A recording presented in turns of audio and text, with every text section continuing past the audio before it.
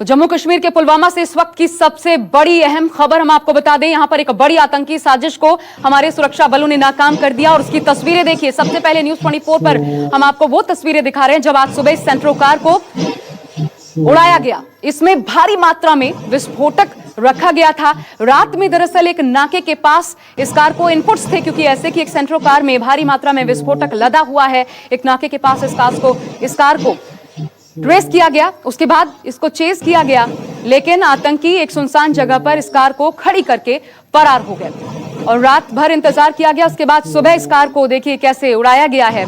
इसमें भारी मात्रा में विस्फोटक था, इतना विस्फोटक था कि पुलवामा जैसी साल 2019 में 14 फरवरी को जो एक बड़ी घटना घटी थी जिसमें हमने अपने 40 जवानों को खोया था, ठीक वैसे ही किसी बड़ी वारदात को अंजाम देने की कोशिश थी। और इसमें लश्कर, जैश, हिजबुल मुजाहिदीन तीनों आतंकी संगठनों की मिली जुली ये कोशिश का नतीजा हो सकता है। जम्मू कश्मीर के डीजीपी दिलबाग सिंह ने न्यूज़ 24 से खास बातचीत में इस बात की जानकारी दी है।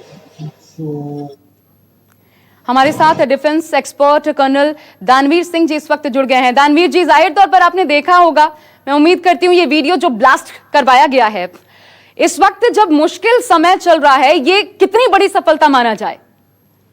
देखिए, बहुत बड़ी सफलता है। अगर आपको ध्यान हो, पिछले कुछ दिनों पहले इमरान खान और जनरल बाजवा पाकिस्तान में कह चुके हैं कि हो सकता है हिंदुस्तान कोई फॉल्स फ्लैग ऑपरेशन के तहत कोई कार्रवाई करे पीओके में। तो ये फॉल्स फ्लैग ऑपरेशन की ही तैयारी चल रही थी पाकिस्तान के हिसाब से, और पाकिस्तानियों ने ये जो एक बड़ा मंसूबा रचा होगा कि इस वक्त जब चाइना के साथ में तनातनी चल रही है तो पूरे इलाके को और अनस्टेबल कर दिया जाए और एक सिचुएशन कश्मीर घाटी में भी पैदा कर दी जाए जो कि एक सेना के लिए एक बड़ी चुनौती हो और जो हिंदुस्तान की लीडरशिप है उसके लिए भी एक बड़ी चुनौती हो।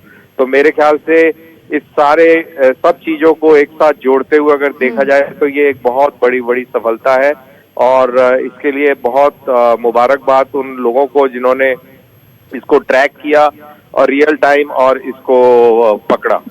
क्या इसे फिर दानवीर जी आप ध्यान भटकाने की कोशिश भी मानते हैं? हाँ, बिल्कुल। ध्यान तो भटकाना अगर देखा जाए तो पाकिस्तान के पॉइंट ऑफ व्यू से देखा जाए तो वो कोरोना से ग्रस्त है, उसके वहां पे बहुत बुरा हाल होते चले जा रहा है, इकोनॉमी सत्यानाश हो गई है। तो जाहिर सी बात है कि कुछ इस प्रकार की चीज करके और कुछ नेशनल पैशंस को रेज करके और वो ध्यान भटकाना चाह रहा है अपने अंदरूनी मामलों से। तो ये तो अच्छा, अभी थोड़ी देर पहले दानवीर जी हमने बात की थी जम्मू कश्मीर के डीजीपी दिलबाग सिंह जी से। वो ये कह रहे थे कि ये जैश, लश्कर और हिज्ब की साझा कोशिश का नतीजा हो सकता है, लेकिन इससे पहले ही हमने नाकाम कर दिया।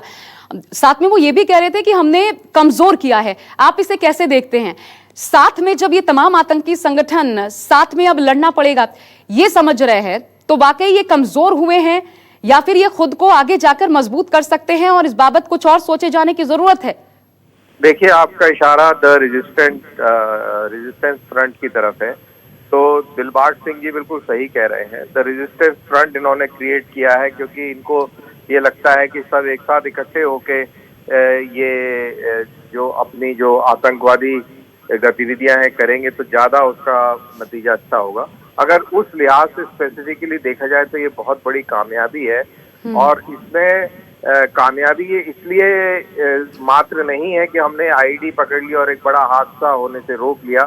कामयाबी इसलिए है कि हमारा जो इंटेलिजेंस तंत्र है वो कितनी गहराइयों तक गया हुआ है और हमें बिल्कुल सटीक सूचना मिली जिसके आधार पर ये ऑपरेशन हुआ और हमने इतनी बड़ी आईडी पकड़ी और बहुत बड़ी समस्या को हमने टाल दिया है। बिल्कुल, बहुत शुक्रिया आपका दानवीर सिंह जी हमारे साथ जुड़ने के लिए। तो एक बहुत बड़ी घटना जो होते होते रह गई, क्योंकि हमारे सुरक्षा बल चौकस थे, हमारे इंटेलिजेंस इनपुट्स पर हमने समय रहते काम किया और इस बड़ी आतंकी वारदात को टाल दिया गया समय रहते।